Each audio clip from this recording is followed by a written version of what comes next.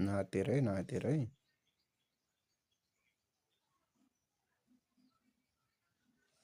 पछाडि जाँदा सानो सानो हुँदै गएको छ है एकदम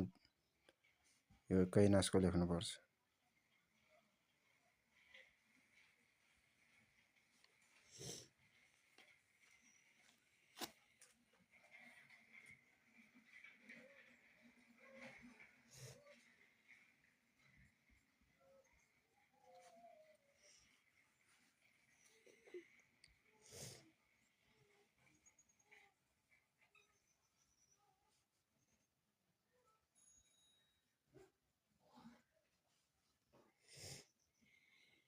ठ्याक्कै जोरेर लेख्न पनि जानिसकेको रहेछ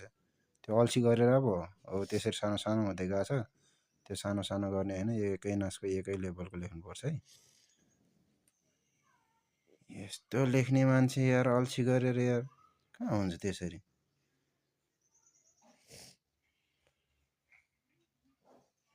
आत्तिनु हुँदैन क्या अनि आफ्नो हात बसेपछि त अनि जति फास्ट लेखे पनि के हुन्छ त त्यो हात नबसेसम्म पो हो त